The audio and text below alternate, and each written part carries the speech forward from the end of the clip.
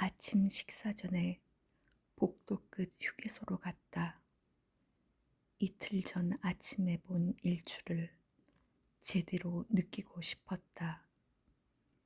복도 끝 휴게소엔 환자가 10명 정도 있었다. 나의 예상보다 더 멋지게 북한산 주변의 구름이 붉게 물들면서 일출은 시작되었다. 멋진 일출의 넋이나가 눈을 뗄 수 없었고 몇몇 환자들은 일부러 동해에 갈 필요가 없다면서 일출 구경을 했다. 해는 금방 산 위로 높이 떠올랐고 그곳에 있던 환자들은 각자의 병실로 돌아갔다. 나도 병실로 돌아왔다. 앞침대 할머니는 밤새 화장실을 들락거리셨다.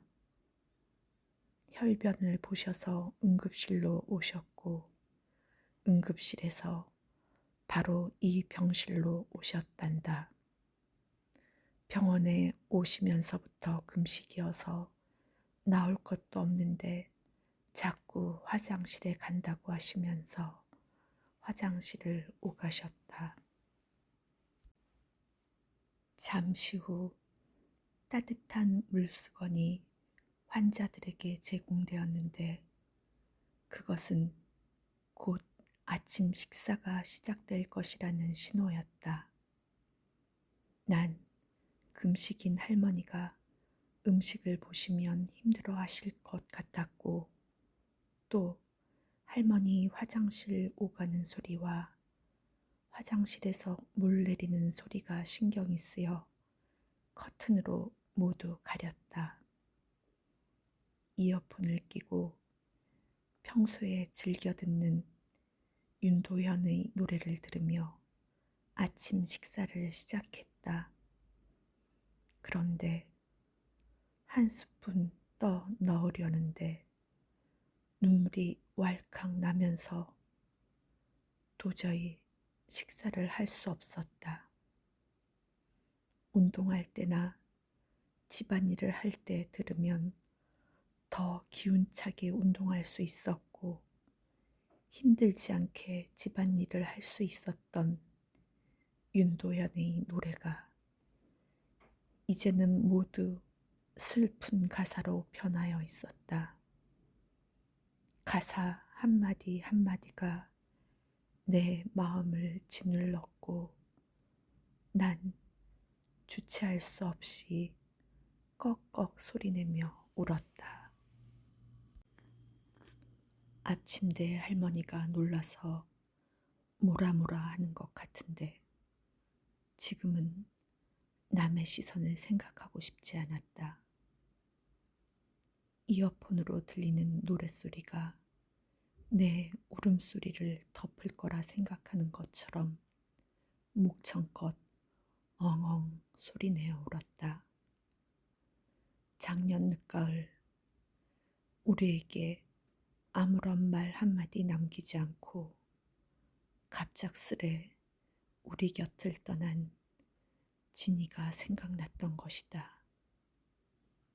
그동안 많이 울었다고 생각했는데 이젠 울지 않을 거라 생각했는데 불현듯 진이가 생각나면서 한참을 소리내어 울었다. 울음을 거의 멈추었을 때 언제 와 있었는지 조무사가 왜 그러시느냐, 괜찮으시냐 물었다. 난 갑자기 떠난 친구가 생각나서 나도 모르게 울었다며 아침 식사는 못하겠으니 식판을 치워달라고 부탁하였다. 소리내어 한바탕 울고 나니 막혔던 것 같았던 속이 후련해졌다. 예전 같으면 쑥스러워서 나가지도 못하고 꼼짝 않고 병실에만 있었을 텐데 화장실에 가서 찬물로 세수를 하고 퉁퉁 부은 눈 주변을 눌러서 최대한 표시가 나지 않도록 하였으나 안 되었고 안경을 써서 눈을 조금 가렸다. 기분 전환도 할 겸 복도 끝 휴게소로 갔다. 지금의 북한산은 일출할 때의 북한산 모습과 사뭇 달라 보였다. 이렇게 좋은 환경의 병원에 입원하여 치료를 할 수 있음에 감사하며 천천히 복도를 걸었다.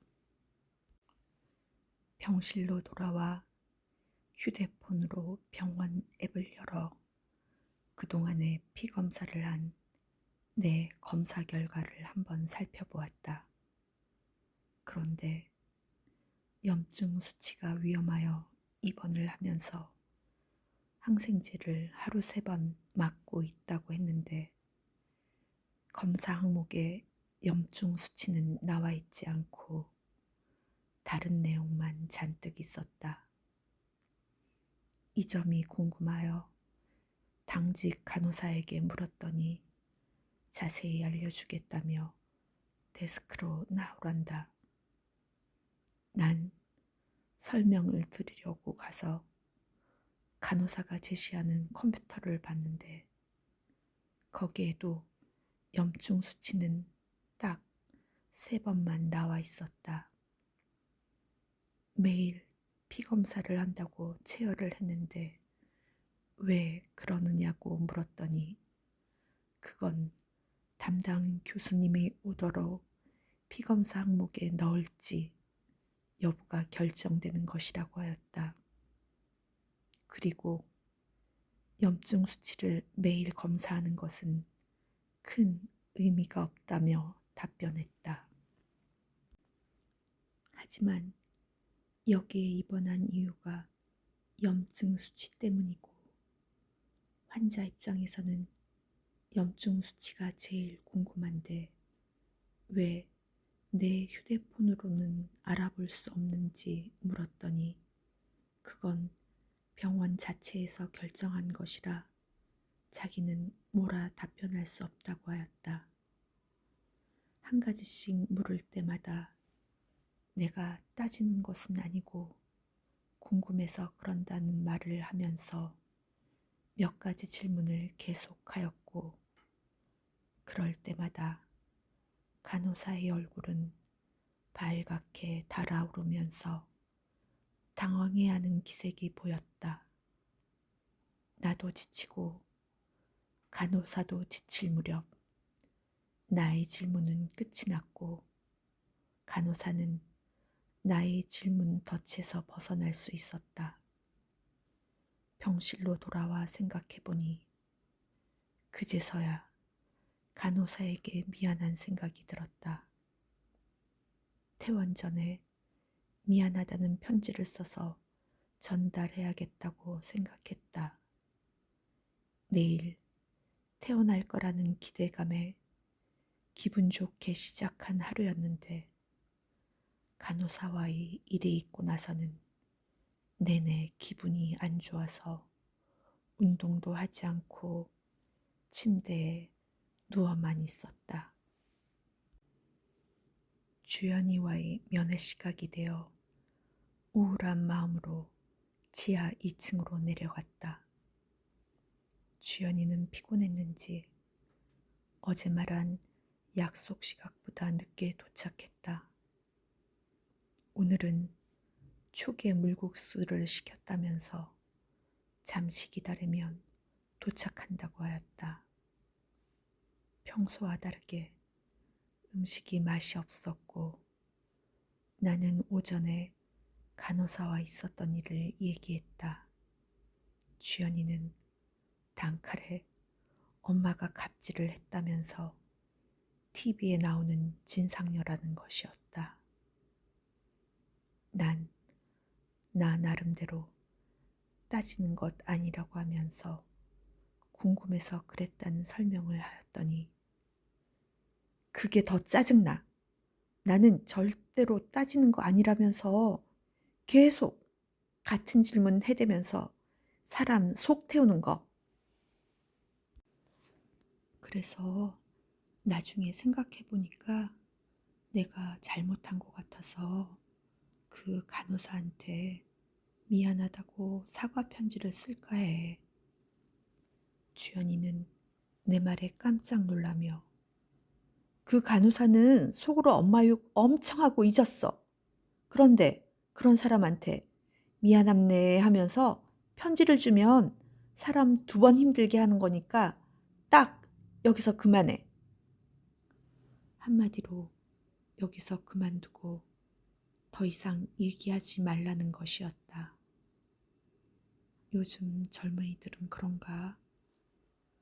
머릿속이 뒤숭숭하여 오늘은 그만 병실에 간다고 하니 여기까지 왔는데 1시간도 안 돼서 돌아가라는 거냐며 또 큰 소리를 냈다. 난 알았다고 했고 우리는 서로 아무런 말 없이 각자 휴대폰만 만지작거리다가 주연이는 집으로 나는 병실로 향했다. 병실에 들어가는데 새로운 환자가 병실에서 나오고 있어서 서로 가볍게 인사하며 스쳐 지나갔다. 옆 침대에 배정받은 환자인가 보다. 난 침대에 누워 이런저런 생각을 했다. 주연이 따끔한 일침, 진상짓. 난 나름 주변을 살피면서 주위 사람이 불편하지 않게 그렇게 살았다고 자부했는데 어째서 어린 간호사를 힘들게 했을까? 왜 그랬을까? 정말 궁금했다. 꼭 그렇게 해야 했나? 간호사가 여러 차례 설명을 했는데 왜 간호사 편에서 생각하지 못하고 그랬을까? 저녁 식사도 예전처럼 맛있지 않았다. 운동도 하지 않고 휴게소에도 가지 않고 침대에만 누워 있었다. 그러다가 내가 왜 간호사를 힘들게 했는지 깨닫게 되었다. 난 내일 퇴원을 할 것이고 퇴원하고 사흘 뒤엔 출근을 해야 한다. 그러니까 염증 수치가 나에겐 아주 중요한 것이었다. 내 출근으로 인한 다급함 때문에 간호사를 괴롭혔다는 결론에 이르자 아차 싶었다. 그렇다면 내가 출근하면서 놓친 여러 가지 다른 문제는 없었나 생각하게 되었고 출근을 하지 않는 것으로 결론을 내렸다. 연말까지 계약하긴 했지만 피치 못할 사정이 있으면 계약을 파기할 수도 있겠지 생각하며 오전에 있었던 일을 다시 생각해보니 간호사는 최선을 다해서 설명했는데 난 내 생각에만 사로잡혀 간호사의 설명에 귀 기울이지 않은 것이었다. 오늘은 일요일이고 늦은 밤이니 내일 퇴원하고 집에 가서 출근하지 못할 것 같은 이유를 알려야겠다.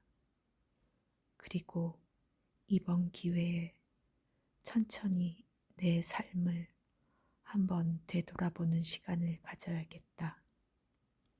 이렇게 생각하자 머리가 맑아지고 생각은 선명해졌다. 병실에서의 마지막 밤이 될지도 모르는 밤을 그렇게 생각을 정리하며 보냈다.